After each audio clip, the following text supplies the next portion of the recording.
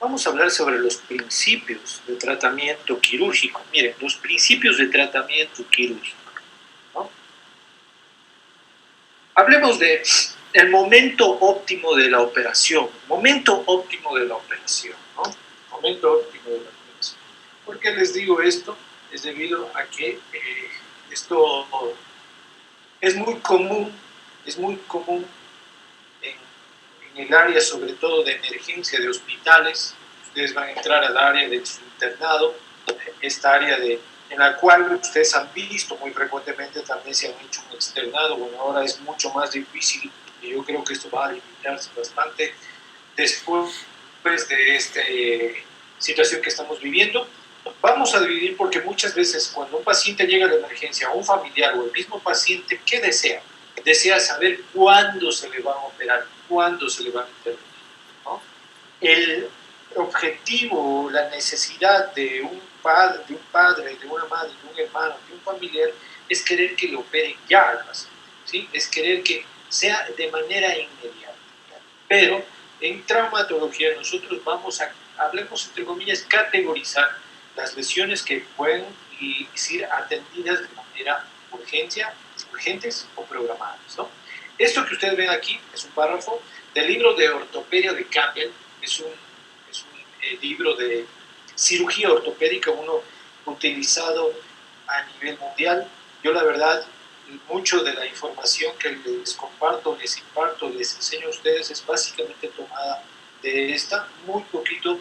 Yo la verdad, con la poquito que experiencia que tengo, contribuyo con ustedes para darles el resto de información, pero básicamente son conocimientos que he adquirido justamente de una literatura que se utiliza mucho en el posgrado, que es esto de la cirugía de cambio. Aquí, por favor, fíjense que vamos a dividir en tres categorías las intervenciones quirúrgicas, de manera urgentes y programadas. Cuando una cirugía es una urgencia, cuando un paciente es una urgencia entrar ya a quirófano, ejemplo, en fracturas abiertas, luxaciones irreductibles de articulaciones mayores, ejemplo, una cadera. Cuando se luxa una cadera, hay que entrar a quirófano. No puede hacerse una reducción en emergencia de cadera, no puede, simplemente no hay cómo. La masa muscular, la posición, la técnica y el dolor no van a permitir, ¿no? No van a permitir, simplemente no hay cómo, no hay cómo. Fracturas con laceraciones o heridas, que hablamos de fracturas con expuestas, en las cuales hay compromiso, ¿no? De la parte blanda, la parte vital. Y obviamente también, miren, fracturas en las cuales hay lesiones neurovasculares, necesitamos intervenir inmediatamente.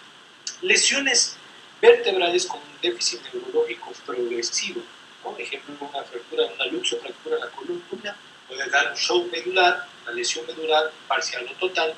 Entonces hay que entrar de manera inmediata a estabilizar esa fractura para evitar un mayor daño a nivel neurológico. Síndromes compartimentales. Ya hemos visto que son una urgencia. Hemos visto que si no operamos de manera inmediata a ese paciente puede perder su tiempo, puede perder su vida, ¿no?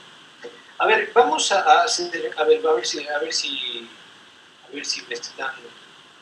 me están despiertos. A ver, Joana Cabrera, Joana.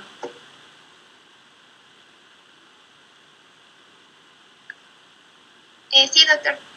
A ver, Joana, recuérdanos los compartimentos de la pierna.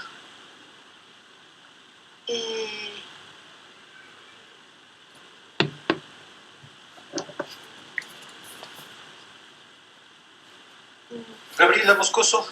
Gabriela, recuérdanos los compartimentos de la pierna, por favor.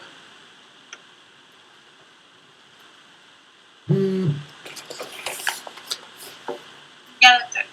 Tenemos el compartimento anterior, el compartimiento lateral, el posterior superficial y el posterior profundo. Ok, correcto. Priscila Tutillo. Priscila, ¿cómo estás? Buenas tardes.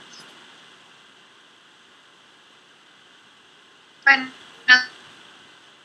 Priscila... ¿te escuchas? Sí, te escucho. Espera, por favor. La pregunta es, Priscila, síndrome comportamental, ¿cómo se trata? Con fasciotomía.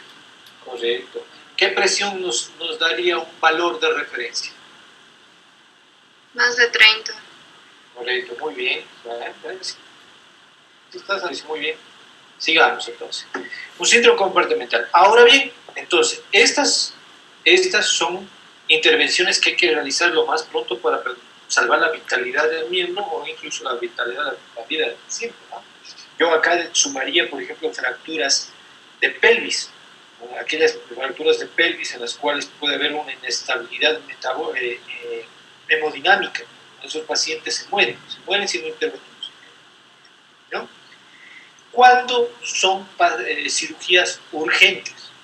Aquellas que se pueden, miren, realizar en las 24 a 72 horas, ¿no? 24 hasta 72 horas después de la lesión. Ejemplo, estabilización de fracturas de pulsos largos en pacientes politraumatizados, fracturas de cadera, fracturas de luxaciones inestables, ¿ok?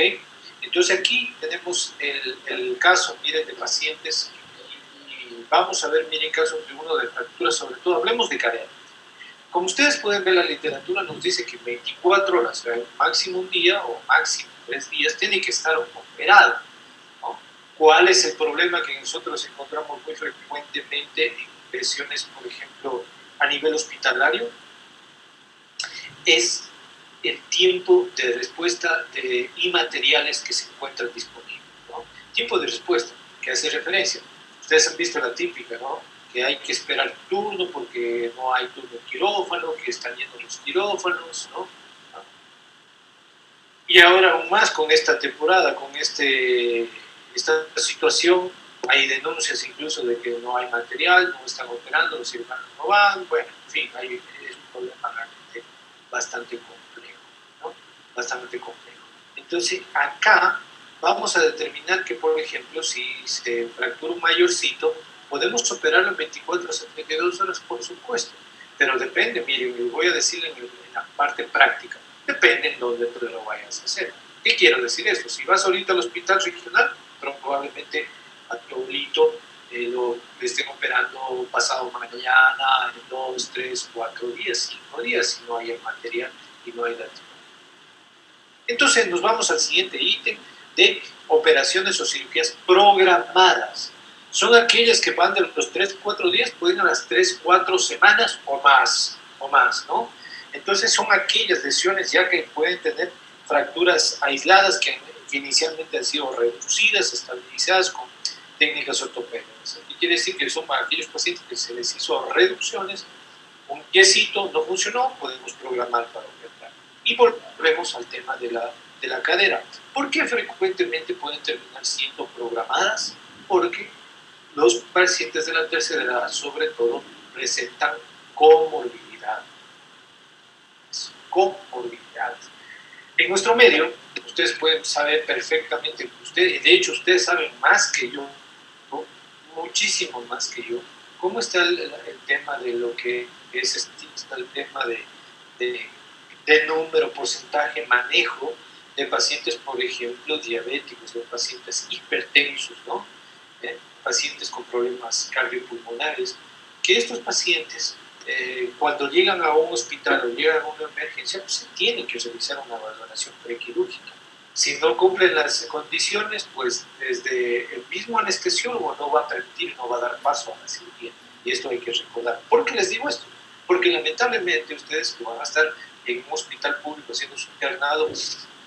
Y creo yo, acuérdense de lo que les digo, muy probablemente algunos de ustedes o muchos de ustedes van a trabajar en el sector público, van a oír, ¿no? Gracias a este señor Correa, van a decir que nos deben atender lo más pronto posible, la mejor y más rápido, con calidad. ¿Cierto? No, está bien, pero el problema es de que si tenemos un mayorcito, lo cual es diabético, es hipertenso, es de problemas cardiopulmonares, un EPOC, está descompensado, no podemos operar, ¿no? Y eso deben explicársele a los familiares con palabras sencillas y claras. No podemos operarlo porque tenemos que hacer una evaluación prequirúrgica clínicamente estable para entrar a una cirugía, por ejemplo, de cadera, que es mucho más grande. ¿sí? Entonces categorizamos a las fracturas o a las lesiones o las intervenciones ortopédicas de cirugía ortopédica de esta manera: urgencias, urgentes y programadas, ¿ok? Hablemos ya del tratamiento. Miren, hemos visto la biomecánica, cómo se produce, hemos visto las proyecciones, ¿hemos visto? ¿Les he dado proyecciones? Vamos, ¿cierto? Doctor. Ya, entonces eso les voy a dar. Este tema me falta ya. Hemos visto signos y síntomas, hemos visto clasificación, hemos visto las diferentes características de la fractura, hemos visto también fracturas en niños, complicaciones, y ahora vamos ya a iniciar un poquito lo que es tratamientos. Entonces el tratamiento del paciente con trauma básicamente son dos puntos para entendernos, porque cuando vayamos a ver fracturas en los superiores, estos términos voy a darlos rápido, no vamos a entrar en detalles, pero para que ustedes me entiendan. Vamos a manejar estos términos. El tratamiento básicamente dos cosas, por favor: reducción y estabilización. Reducción y estabilización. La reducción, tenemos básicamente conceptos como, miren, reducción anatómica. ¿Qué significa? Restauración de los fragmentos en una posición correcta, de modo que garanticen una buena función, ¿sí? ¿Qué quiere decir esto? Que tratamos de que todos los huesitos, todos los fragmentos estén en una posición como eran inicialmente y origen. Reducción funcional. La reducción funcional, por lo contrario, en cambio, trata de restaurar, pero lo importante es asegurarse que esté de una manera adecuada el eje, ángulos y rotaciones del hueso para que las articulaciones proximales y distal al foco de fractura funcionen de manera adecuada. Esa es una reducción funcional. Reducción indirecta. Entonces, las reducciones podemos hacerla, a ver, hay dos tipos: funcional y anatómica, pero también las podemos hacer de manera directa e indirecta. Indirecta, que quiere decir que no abrimos el foco de fractura, hacemos maniobras para poder reducir, colocar al hueso en su sitio o en una mejor posición, ¿no? Y en algunos casos puede utilizar mínimas o pequeñas incisiones, ¿no? A veces para meter el dedito, o meter una pinza, o meter un instrumental para ayudarnos a reducir. ¿Cuál es el objetivo? Miren, de esta: no lesionar partes blandas y mantener una adecuada vascularización. La reducción directa, en cambio, por lo diferente, es de que se manipulan los fragmentos. Entonces, ¿qué implica? Que estamos hablando ante una reducción quirúrgica. ¿Qué quiere decir? Abrimos el foco de fractura, llegamos a exponerlo y manipulamos los fragmentos para lograr reducir. Pues estamos apenas en la primera parte del tratamiento, que es reducir, ¿no? ¿Cuáles son los objetivos? Miren, restaurar una correcta relación de las articulaciones adyacentes, restaurar longitud, alineación axial y la rotación de las fracturas biofisciales y metafisciales, restaurar la anatomía de los fragmentos articulares, lo que incluye una desimpactación, preservar la vascularización del hueso y tejidos. Entonces, ¿qué hace referencia a eso? Miren, que el bisturí, ¿no? El bisturí, un cirujano tiene que saber por dónde ingresar sin provocar un mayor daño o lesión en partes blandas, ¿no? Un operador coge, abre y opera por donde se le ocurre, lesionando eso, ¿no? Esa es la diferencia entre un operador y un cirujano. Preservar o liberar estructuras en peligro. Recuerden que las fracturas pueden desplazarse y lesionar justamente para que el vásculo nervioso. Es por eso que un cirujano tiene que ir de manera progresiva, con un abordaje seguro en el plano intermuscular, internervioso, y explorando y liberando estructuras. ¿Ok? Hasta ahí quedó claro, ¿no es cierto? Repito: fractura anatómica, reducción anatómica, reducción funcional, reducción cerrada y reducción abierta o quirúrgica. Hablemos de las fracturas diapiciales con relación a esta reducción. Miren, ¿cuál es el objetivo de una fractura diapicial? Restaurar la longitud, los ejes y la rotación. Y sobre todo, miren una posición correcta de las articulaciones para que el miembro funcione adecuadamente. Ojo con esto, no es necesario reducir anatómicamente todos y cada uno de los fragmentos del hueso. No es necesario. Entonces, ¿cuál es el objetivo? Miren, tratar de, obviamente, intentar siempre maniobras de una buena reducción, tratar de que los huesitos queden lo más cerca posible y, sobre todo, que la cadera, por ejemplo, aquí en fémur, la cadera y la rodilla estén bien alineados. Por el contrario, miren, las fracturas articulares, en ellas siempre vamos a buscar una reducción anatómica, ya que la reducción anatómica es igual a la reducción funcional. Es igual a la reducción funcional. Es reducción funcional. ¿Sí? ¿Qué quiere decir esto? ¿Qué quiere decir esto? Que si en una reducción, una fractura intraarticular desplazada, si nosotros no le hacemos una buena reducción anatómica, ese paciente va a tener secuelas permanentes y definitivas. ¿Okay? Entonces, veamos cómo se hace una reducción. O sea, ya sabemos que hay reducciones cerradas, abiertas. ¿Cómo se hace una reducción? Y aquí vamos a aplicar todo lo que les he enseñado con respecto a las características de la fractura.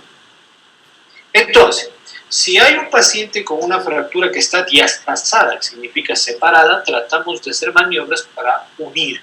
Si está impactada a nivel metaficiario o epifisiario, desimpactar, traccionando. Si está acortada, alargar el miembro, como tracción. Si está angulada a varo, la tenemos que llevar en una angulación hacia valgo. Si está angulada en valgo, tenemos que llevar una angulación hacia varo. Si está cabalgada, justamente descabalgar. Si está rotada externamente, tenemos que rotar internamente. Entonces, todo esto es las maniobras en las cuales utilizamos para poder reducir. No podemos hacer ninguna reducción, ojo, no se puede hacer ninguna reducción sin una radiografía que nos dé la información de las características de la misma. Es imposible, sería aventurarse, sería audaz, sería contraproducente y podría provocar lesiones de tipo iatrogénicas, ¿no? Ejemplo, lo que nos pasa todo el tiempo, todos los días en todas las áreas, ¿no? Incluso recuerdo que alguna compañera de ustedes nos decía que había tenido la experiencia, los sobadores, los empíricos. Ellos, por su experiencia, entre comillas, manipulan una articulación, lo cual es gravísimo, ¿no? Manipular una articulación es lo más grave. Ya cuando viene muy dañado a la consulta y uno les dice lo que hay que hacer y el costo, muchas veces se caen como condoritos para atrás. ¿Qué indicaciones tenemos que hacer para una estabilización quirúrgica, ¿no? ¿Qué indicaciones? ¿Qué fracturas tenemos que hacer reducción abierta y fijación interna? ¿No? Abrir, reducir y fijar, que es la segunda parte. ¿Cuándo les voy a enseñar la fijación? Cuando comencemos con fracturas de miembro superior. Ahí les voy a enseñar cómo fijar. Fijar con placas, tornillos, alambres, clavos, en fin. Eso vamos a ver. Ahorita vamos a ver las reducciones. Entonces, fracturas intraarticulares desplazadas, ¿no? Generalmente más de 3 milímetros es quirúrgico, ¿no? Ahora, depende de la localización y de la articulación. Ejemplo, las fracturas de la meseta tibial, ¿no? El grupo que estuvo ayer en la noche probablemente avanzó a ver el caso que expusieron en Colombia de una fractura intraarticular de meseta tibial desplazada en un paciente, miren, interesante, un paciente en cuidados intensivos que consolidó una mala posición.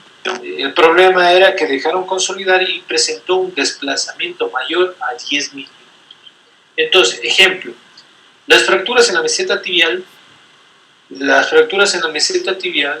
en adulto mayor puede tolerarse hasta un desplazamiento de 10 milímetros, hasta 1 centímetro, y probablemente no haya ninguna alteración mecánica o biomecánica.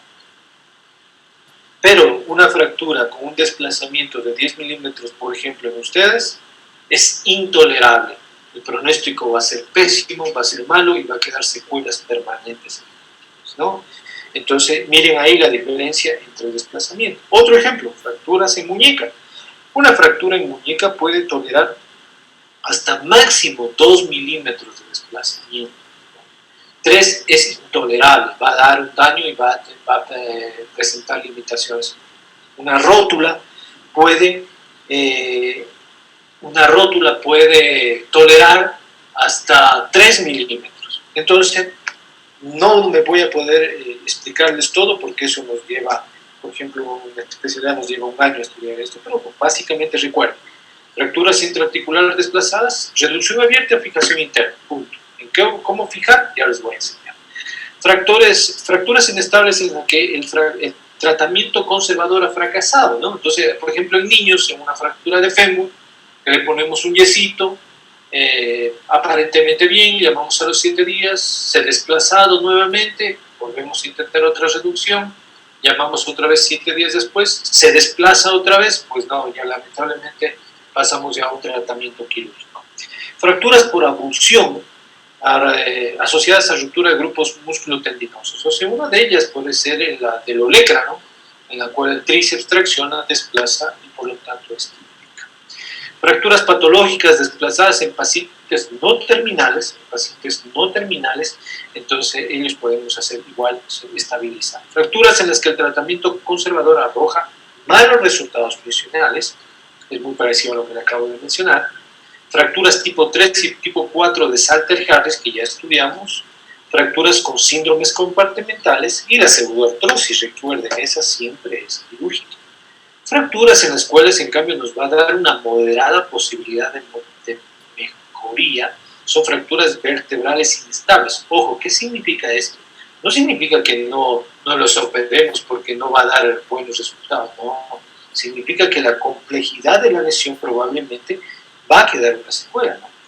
Retardos de consolidación, fracturas patológicas inminentes, fracturas expuestas inestables, ¿no? Son pacientes que, quiero decir, que se operan, se soluciona el problema, pero van a necesitar nuevas intervenciones. Fracturas del tipo 3B asociadas a quemaduras o dermatitis, pacientes en los cuales la inmovilización prolongada conlleva complicaciones sistémicas, o sea, por ejemplo, un paciente politraumatizado.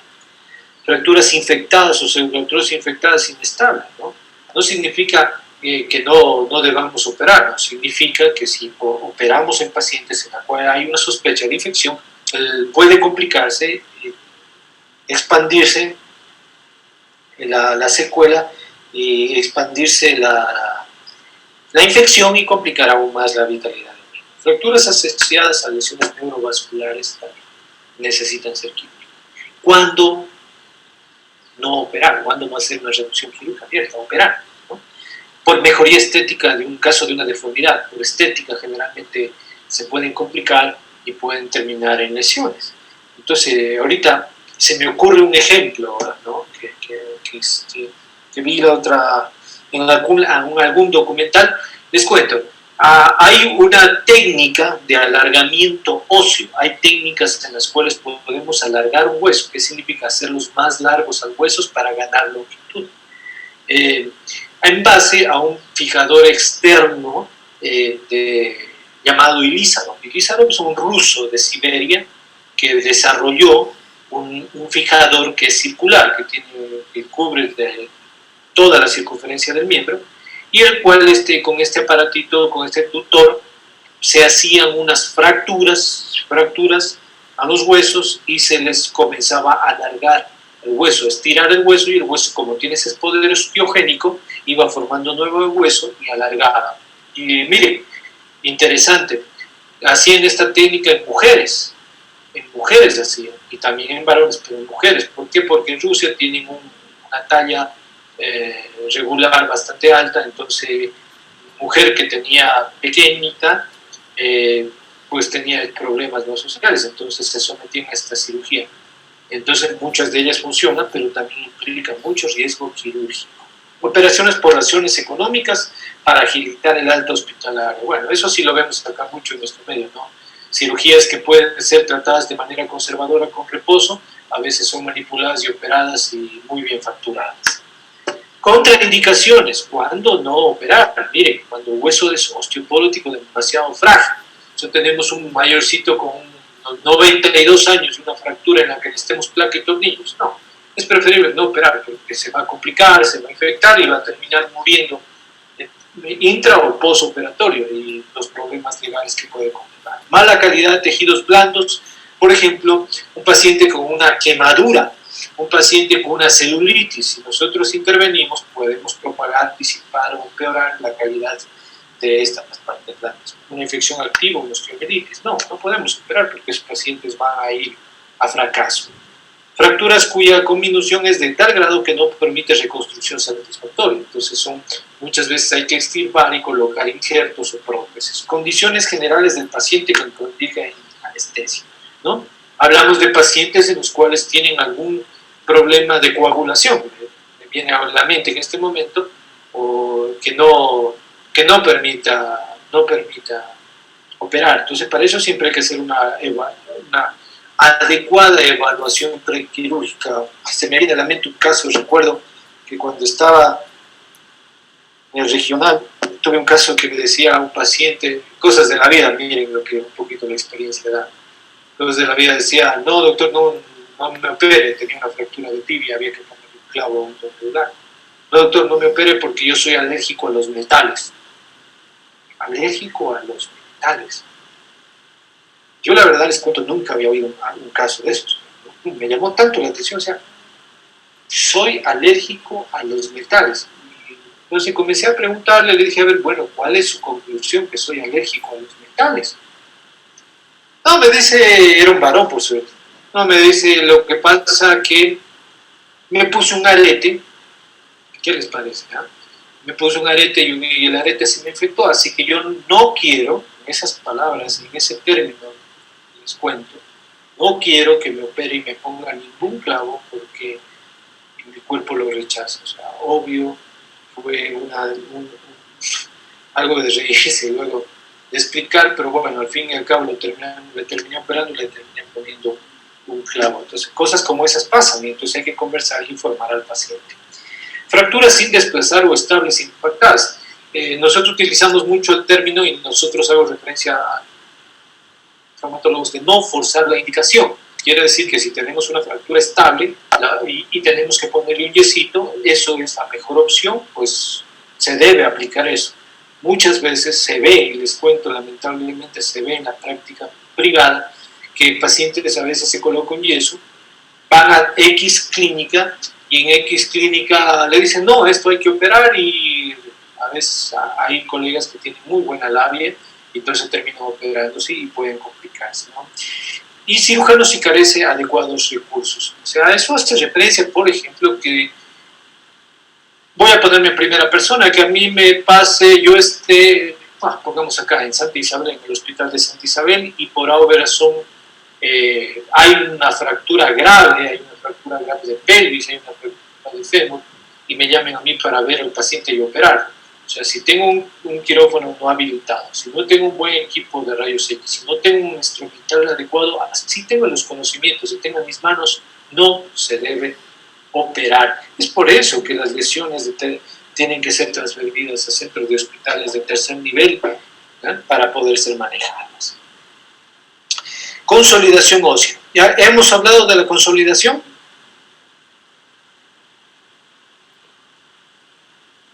Jóvenes, ¿hemos hablado de la consolidación? ¿No? No. Ok, también vamos a hablar. Wow, estamos un poquito atrasados, pero no importa. Entonces les voy a poner unos ejemplos acá para poder entender esto que acabamos de ver. Miren, les voy a poner unos ejemplos para que entendamos un poquito qué es esto de la reducción, ¿no? Entonces aquí pueden ver ustedes una fractura a nivel del tercio distal de la diáfisis del fémur, ¿no? Aquí vemos que esta fractura se le colocó un clavo endomedular, ¿sí ven? Se colocó un clavo endomedular. Entonces, el objetivo, recuerden aquí, de una fractura diafisiaria no es una reducción anatómica, sino es una reducción funcional. que el fémur en la rodilla y en la cadera queden alineados, no quede rotado, no haya perdido su eje, para que funcione bien tanto la cadera como la rodilla. Acá pueden fijarse ustedes que incluso hay un pequeño desplazamiento y una pequeña impactación en el fémur, ¿no? Que no es una impactación, no. Expliquemos un poquito. Miren, esto no es una impactación, sino que aquí voy a dibujarles, van a ver ustedes, porque hay que tener en cuenta este concepto. La impactación, recuerden que solo la vamos a ver a nivel metafisiario y a nivel epifisiario, ¿no? Acá se ha clavado, hablemos así. No es que se ha clavado, sino que acá, miren, hay un pequeño espacio aquí entre hueso y hueso. ¿Se ven? No hay una reducción, como les dije, anatómica. Entonces ha quedado un pequeño desplazamiento, una diástasis me parece, sí, es una diástasis lateral de un tercer fragmento, ¿ven? De un tercer fragmento en relación al fémur, que permite como que se encaja un hueso sobre el otro, ¿no? Entonces aquí, como ustedes ven, el objetivo, que es hacer una reducción de tipo funcional, no anatómica. Funcional, no anatómica, ¿no? Acá tenemos otro ejemplo, miren, acá tenemos otro ejemplo. Acá podemos tener otro ejemplo, miren, y miren acá. Entonces, muchas veces se puede hacer una reducción y una fijación con un clavo, ¿ven? Acá, por ejemplo, miren en la tibia, el peroné generalmente no se lo reduce, pueden ver ustedes cabalgado y aquí consolidado. Y justamente uno de los problemas que puede presentar una reducción funcional, cuando no se hace una correcta reducción, ¿eh? Y se puede dejar, sí puede haber mayor riesgo de, como vemos en este caso, de pseudoartrosis que no consolida la fractura, ¿no? Acá tenemos el otro extremo, la reducción. Tenemos la reducción abierta y una fijación interna con placa y tornillo, ¿no? Acá pueden ver ustedes que se le hace una reducción, y pueden ver, miren aquí la fractura, ¿ven? Totalmente bien reducidita, ¿no? Tanto así que ustedes pueden ver que la cortical tiene una continuidad,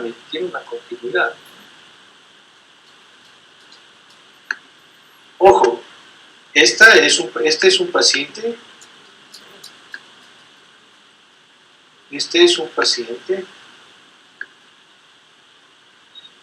ustedes van a ver aquí, es un paciente con una fractura de fémur. Entonces uno dice, a ver, si en las diáfisis de huesos largos hacemos una reducción funcional, ¿por qué en este caso le colocaron una placa y tornillos?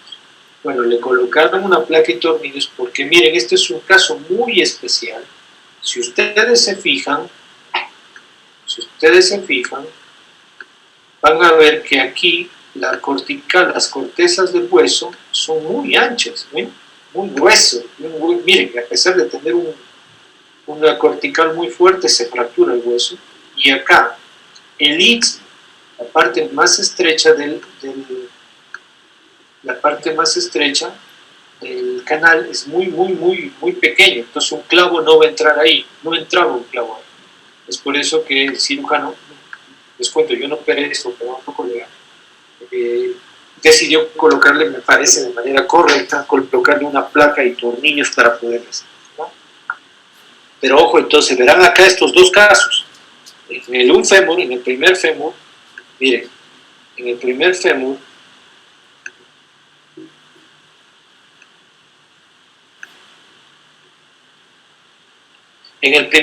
colocaron un clavo endomedular, haciendo una reducción cerrada y una fijación interna. Ojo con lo que estoy diciendo. Una reducción cerrada y una fijación interna. Acá, en cambio, una reducción abierta y una fijación interna.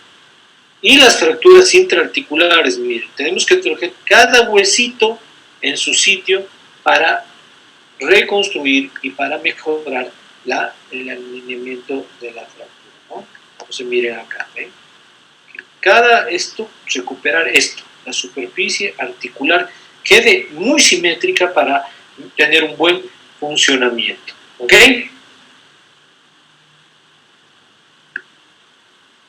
¿Preguntas hasta ahí?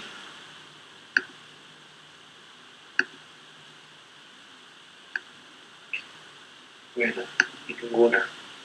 Bueno, verán qué prácticas les voy a preguntar esto.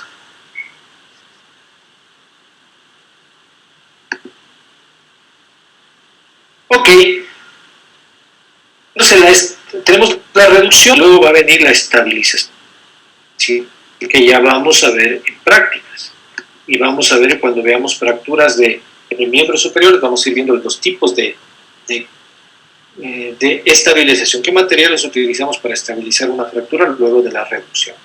El objetivo de todas ellas es llegar a la consolidación ósea. ¿Qué significa esto? Restaurar la integridad original del hueso, recuperar su resistencia. Para ello necesitamos que haya una muy buena actividad biológica de parte del paciente, de parte del individuo, que está dada básicamente por células pluripotenciales y un adecuado aporte sanguíneo. Esta imagen que ustedes ven acá, miren, son casos en extremos en los cuales, miren, la biología del cuerpo siempre va a tender a tratar de curar una fractura. Ustedes pueden acá esta gran fractura medio deficiaria del curto oblicuo, con la cual pueden, en su tercio medio, lo cual pueden ver que está diastasada, ¿sí? Está cabalgada, acortada, ¿no? Parece ligeramente rotada. Entonces aquí miren, el cuerpo ha tratado de consolidar y lo logra. Ustedes pueden ver en la imagen derecha, que ya tiene una consolidada, ya está consolidada la fractura. Tenemos la formación de callo, depende también de la movilidad de los fragmentos directo y de una buena vascularización. Si tenemos una impactación que se dé en el foco de fractura, va a poderse consolidar, pero también demasiado movimiento en la fractura no va a permitir la consolidación y nos puede dar lo que ya vimos en complicaciones, retardos de consolidación. Hay dos tipos de consolidación. La consolidación ósea espontánea, que se considera indirecta. Esta se da por tres elementos: tejido de granulación, el foco de fractura se ensancha y luego va a haber pasos sucesivos para la formación de un callo. Estos pasos son la fase de impacto e inducción, que significa toda fractura implica la ruptura de un tejido vivo que es el hueso. Por lo tanto, que va a producir sangre, va a sangrar, y esto va a formar un hematoma fracturario. Este hematoma contiene células mesenquimales pluripotenciales que se dirigen hacia el sitio, ¿no?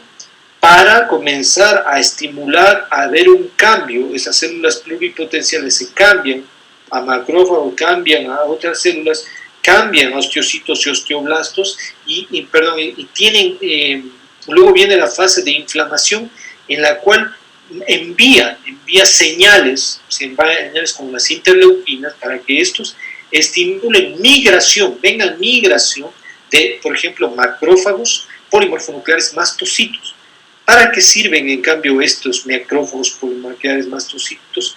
Para llegar al foco de fractura y comenzar a comer, hablemos así, comerse el hematoma, comer esas lesiones, comer esas partículas destruidas, lesionadas, y comienza también una proliferación vascular.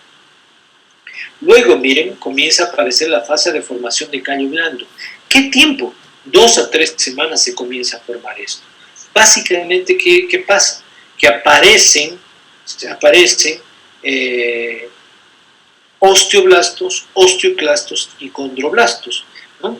Que son importantes para una síntesis de matriz orgánica que va a contribuir a la formación del callo duro. Entonces, el callo duro, ¿cuándo lo obtenemos? Más allá de las 3 semanas, 4 semanas, comenzamos a entender que aparece callo duro. Entonces se produce la mineralización del callo blando. ¿Qué quiere decir esto? Se endurece, en otras palabras.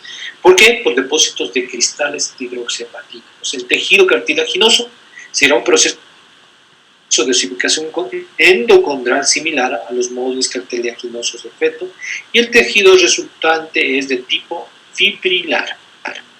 Luego, miren, aparece una fase de remodelación. ¿Por qué? Porque el callo se forma como una bola dura en lo que fue el foco de fractura. La fase de remodelación depende también de la edad. En los niños, recuerden, esta capacidad era muy elevada, tanto así que al cabo de años puede incluso desaparecer cualquier buntoma que haya quedado. Muy diferente en un adulto joven y mucho más complicado, complejo en un adulto mayor, ¿no? ¿Qué pasa? El hueso fibrilar se transforma en hueso laminar, o sea, como que van organizándose el hueso, por lo tanto, mejora el aspecto de esta formación. Y luego vemos ya la consolidación clínica. Entonces, en el estado que hay una cicatriz ósea que permite la función normal, sin dolor y sin movilidad anormal, y sin uso de soporte externo.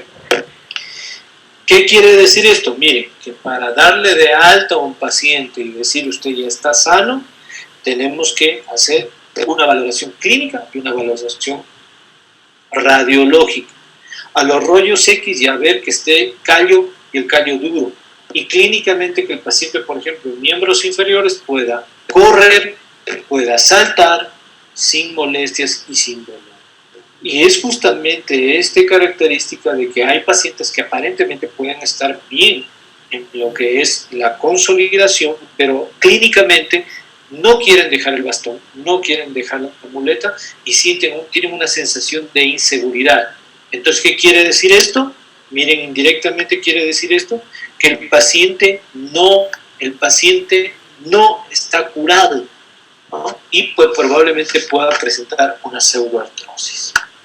Entonces acá les traigo el caso, miren, les traigo este caso de aquí, les comento un poquito y voy a hacer preguntas a ver qué les parece. Este es un caso de un paciente de 6 añitos de edad, sexo masculino. Este niño se cayó 3 semanas antes de acudir a mi consulta privada. Los papás lo llevaron porque comenzaron a notar un bulto a nivel de la zona de la clavícula, ¿no? A nivel de la zona de la clavícula. ¿Okay? Motivo por el cual llega 3 semanas después a la consulta a preguntar qué pasó y qué va a pasar con el niño, ¿no? 6 añitos de edad. ¿Okay? Lisette Galarza. Lisette, ¿qué tipo de consolidación tenemos aquí? Doctor, dijo que, a ver, ¿en cuánto tiempo uno se consolida? ¿De cuánto tiempo debe estar constante? ¿Qué tipo de consolidación tenemos aquí?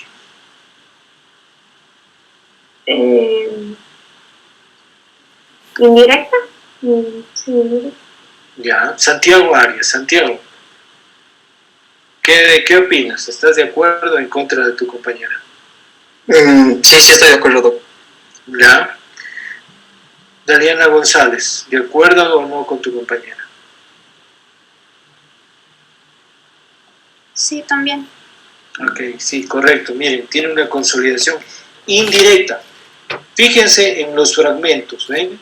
Esto de aquí era el trazo original. Este de aquí era el trazo original de la fractura. Este es el trazo original de la fractura. Miren acá. ¿Ven? O así puede ser, ¿no?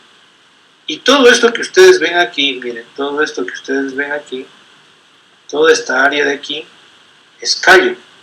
Es nuevo hueso.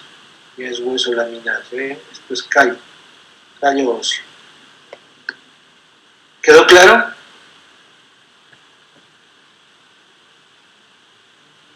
María Paz, ¿quedó claro? Sí, doctor.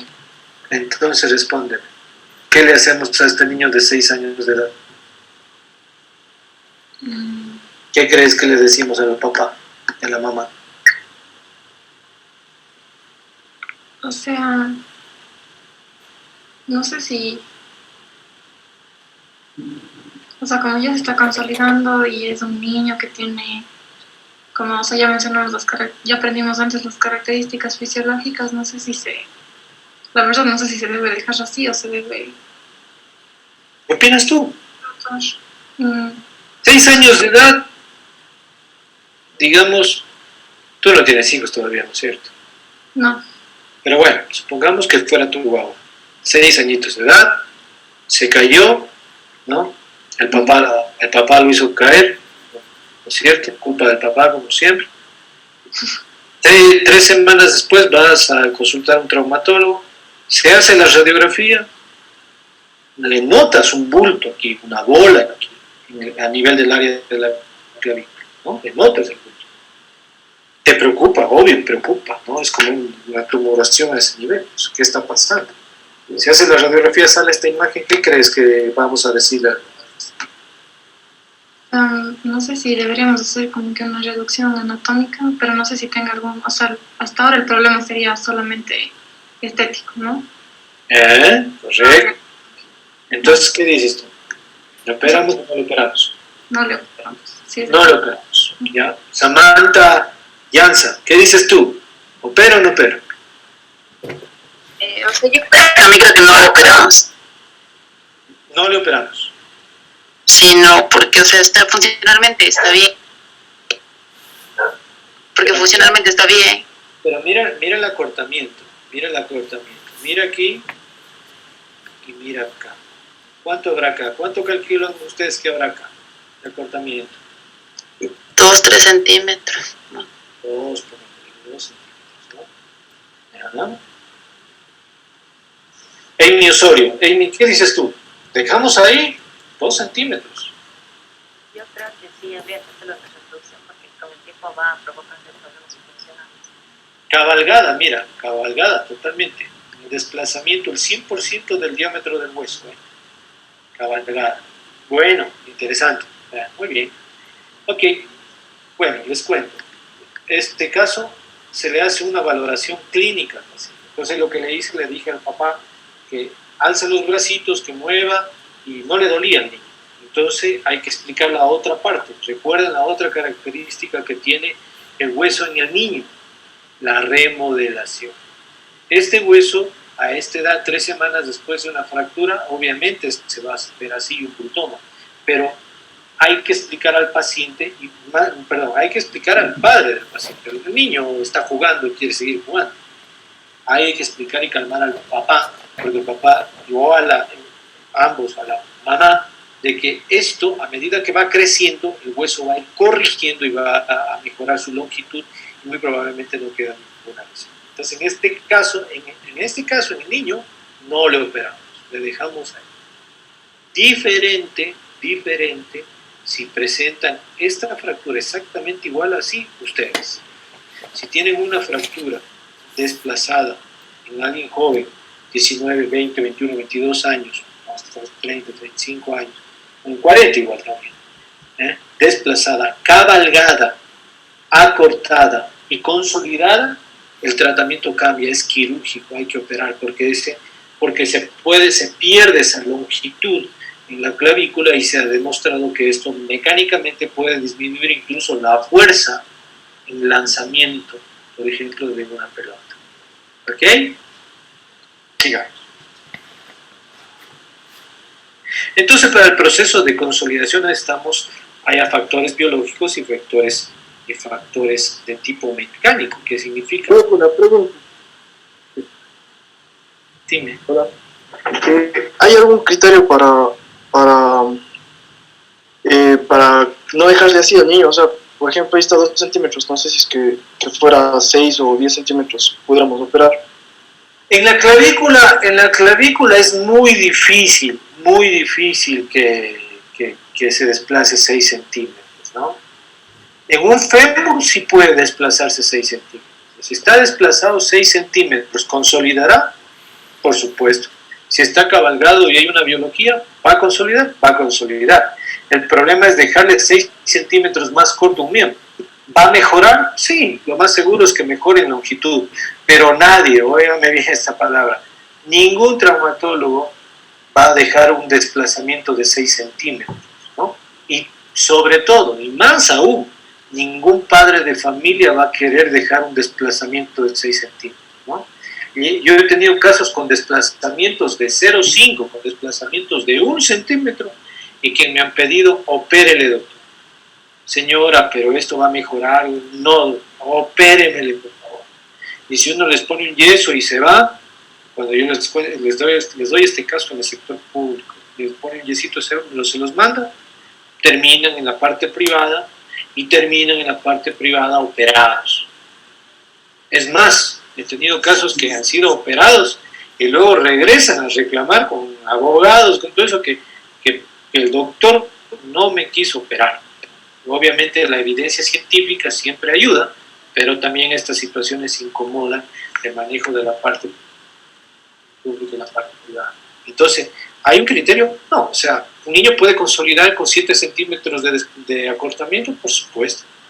¿Un niño va a tolerar eso? No, va a cojear. ¿Pero puede mejorar? Por supuesto. Recuerda que hemos visto que tienen la capacidad de hipercrecimiento. ¿Puede crecer? Claro que sí. Pero no es lo ideal. Justamente para eso se debe hacer una reducción. Factores que influyen en la falta de consolidación: el estado general del paciente, el estado local de la extremidad, la lesión, la respuesta a la lesión, cómo se ha manejado la fractura y factores farmacológicos, ¿no? No hay una diferencia entre sexo, hombre y mujer, y obviamente recuerden que la edad es importante. Un niño consolida más rápido, un adulto joven tiempos estimados, y un adulto mayor puede tomar un poquito más de tiempo. Y el otro tipo, la consolidación ósea directa o primaria, esta mire, se salta las diferentes etapas y pasa directamente a la remodelación interna. Entonces la cantidad de callo en las radiografías es escasa, no hay resorción de los extremos, no conduce a una unión más rápida, es igual, y el aspecto radiológico es básicamente ausencia del callo. Entonces, ausencia del callo. Entonces, ejemplos, volvamos nuevamente a esto, ¿no? A esto. Acá, por ejemplo, miren, una reducción cerrada, una fijación con un clavo endomedular, buscando una reducción de tipo funcional. ¿A qué va a conducir esto? A la formación de una consolidación de tipo indica. Acá se va a formar callo, todo esto va a formar callo, y cuando veamos callo y el paciente camina y corre sin dolor y sin muletas, diremos que ha curado su fractura, Si no pasa eso, quiere decir que podemos estar ante problemas de consolidación, como un retardo de consolidación o pseudoartrosis. Y el otro extremo, una placa. Cuando abrimos, miren, cuando hacemos una reducción abierta con un bisturí, abrimos piel, tejido celular subcutáneo, músculo, llegamos al hueso, lavamos porque encontramos hematoma fracturario, sangre, coágulos de sangre, lavamos, reducimos y colgamos la placa y los tornillos. Acá no vamos a ver un callo exuberante como fue en el caso del clavo que ustedes acaban de ver, no. Aquí se va a ver mínimo callo. ¿Por qué? Porque aquí, al quitar el coágulo, hemos quitado células, hemos quitado sustancias migratorias de células pluripotenciales, entonces ya no van a migrar macrófagos, entonces se salta todos esos pasos y comienza ya a darse una consolidación. ¿Ok? Sí, doctor, una pregunta. Entonces, a ver si me quedó claro, la reducción abierta es cuando ponemos clavos endomedulares y la reducción cerrada. Y la reducción cerrada, a ver, miren, les cuento. El objetivo de un clavo endomedular es hacer una reducción cerrada, no abrir el foco. Sí, me confundí. Ahora, les cuento. Eso depende creo, desde mi punto de vista muy particular, en mi poca experiencia les voy a decir francamente mi experiencia, eso depende de dos cosas. Depende sobre todo de la experticia del cirujano, ¿sí? Depende de la experticia del cirujano y de lo que encuentre a la mano. ¿Qué quiero decir esto? Si el cirujano tiene una experiencia, puede utilizar trucos, mañas, para reducir sin abrir el foco de fractura. Sí, y disponer de un ambiente adecuado, quirúrgico, para poder operar.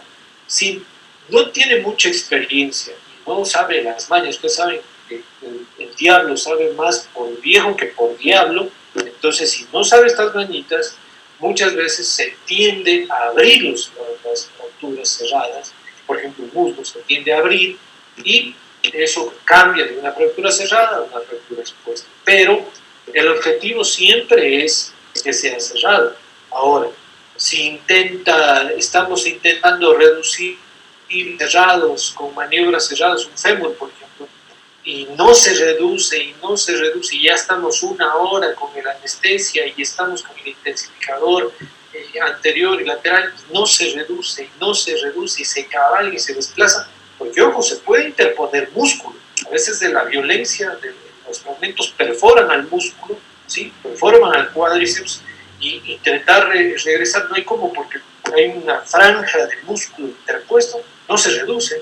Entonces en ese caso nos toca abrir, pero siempre el objetivo es tratar de no abrir. Ahora, por el contrario, una placa siempre va a ser abierta. Ojo, pero con lo que les voy a enseñar con las fracturas expuestas. Perdón, con lo que voy a enseñarles en fracturas de miembro superior y miembro inferior. Las nuevas técnicas, ojo. Entonces, porque miren, esta rama de la traumatología es igual que toda la rama, siempre están tratando de cambiar, de variar, hay diferentes escuelas. Es por eso que estos webinars son muy interesantes, porque se puede compartir experiencia de México, experiencia en España, ayer vimos experiencia de Colombia, ¿no? Siempre se puede compartir esa experiencia. A veces una misma fractura se puede solucionar de 2, 3 formas diferentes, ¿no? Entonces no hay exclusividad. Aquí hago referencia, que siempre hay que tener respeto, ¿no? De que si alguien decide hacerlo de tal o cual manera, fue por su experiencia, ¿no? Lamentablemente en nuestro medio, les voy a decir, siempre hay uno que sabe más que otro, ¿no? Siempre hay la vanidad de que uno sabe más que otro, ¿no? Entonces estas vanidades sobre todo se ven en estos hospitales públicos, ¿ok? ¿Otra pregunta? Entonces quedó claro, ya hemos hablado de consolidaciones, hemos hablado de reducciones, ya hemos hablado de eso, nos falta ahora ver lo que son los temas de, listo, de ¿qué vamos a ver? A ver, me acuerdo, ya, listo. Entonces, vamos a hablar la próxima semana, vamos a hablar de proyecciones. Proyecciones es rapidísimo, son apenas 20 minutos las proyecciones que les voy a dar. Inmovilización, también rapidísimo, movilización, ¿no? Así que vamos a, eso me va a tomar 1 hora, ¿no? 1 hora, básicamente.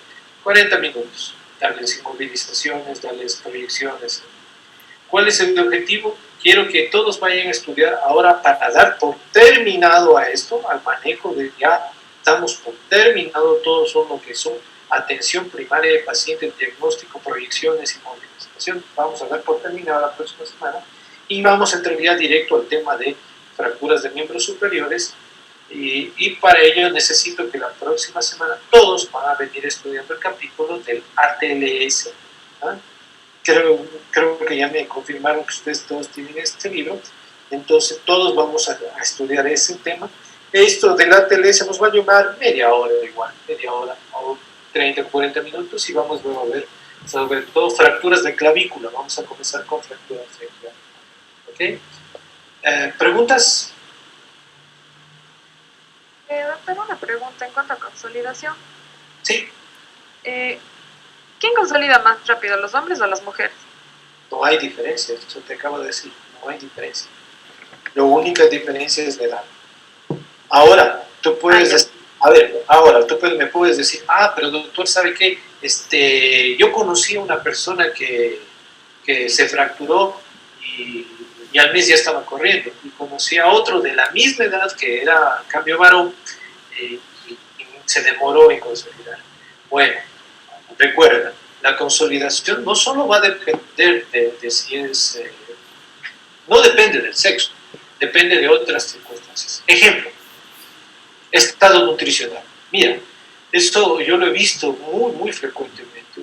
Un abuelito que no come, que es desnutrido, ¿no? Y que tiene un hueso muy débil o con mucha osteoporosis, recuerda, ya ni siquiera hay que operar y ponerle nada. Pero bueno, en el caso de que se decida hacer eso, esos pacientes no consolidan y se van a complicar y van a tener problemas y no pueden tener un dolor de cabeza. Un niño desnutrido que no come, si tiene buena consolidación, pues igual va a tener problemas de consolidación. Un adulto igual, si no tiene buena alimentación, no se alimenta, ¿no? Encima de eso te cuento, ya hemos demostrado, está demostrado que el paciente si utiliza alguna sustancia tóxica o una droga, o se inyecta una droga, se va a infectar la herida, no va a sanar, se va a complicar, ¿no? Y recuerda sobre todo la edad sí es una gran diferencia, o sea, los niños van a consolidar más rápido, los adultos jóvenes en un proceso normal y los adultos mayores un poquito más despacio. Y es por eso que, miren, en los adultos mayores también el estado nutricional y comorbilidades depende de consolide o no consolide. Un mayorcito, puedes tener dos mayorcitos de 75 años de edad, ambos con varones o ambas mujeres, la una con una buena dieta, buena alimentación, muy pocas comorbilidades, y otra paciente hipertensa, diabética, obesa, con un EPOC. Entonces, ¿cuál de las dos va a tener una mejor consolidación, un mejor progreso? Ya queda claro, ¿no es cierto? Es por eso que miren la consolidación, el tratamiento de fracturas, no solo en el hueso, sino en conjunto el paciente. Recuerdo que alguna vez me pasó eso con una prótesis de rodilla. Puse una paciente una prótesis de rodilla y miren hasta qué punto uno tiene que llegar a tratar pacientes en conjunto. Le puse una prótesis de rodilla, quedó perfecta la prótesis de rodilla, pero la paciente entró en un estado de depresión. No quería comer, simplemente no quería comer. Lloraba día y noche. 3 días que la tuve hospitalizada, 3 días lloró. Se fue a la casa 5 días, 5 días lloró. No comía, no dormía, solo pasaba llorando, ¿no? Los familiares se preocuparon porque pensaban que algo anda mal, y es lógico, no, pero y sigue llorando y sigue quejándose. Bueno, para resumirles el cuento, terminaron yéndose a otro especialista, no solo a uno, creo que a 2 más. Los colegas todos dijeron que estaba bien operada, le tomaron muestras, le pincharon la rodilla, mandaron a hacer estudios, todo salió negativo. Conclusión, bien, entre tanto problema, conclusión, estaba en una depresión la paciente adulta mayor, se le comenzó a dar antidepresivos con el psiquiatra y al cabo de un mes ya estaba bailando y festejando su cumpleaños, ¿ven? Entonces, cosas como esas se ven en traumatología, cosas como esas nos recuerdan que miren que el traumatólogo no solo es de martillo, broca, sino también ver también cómo el paciente, ¿ok?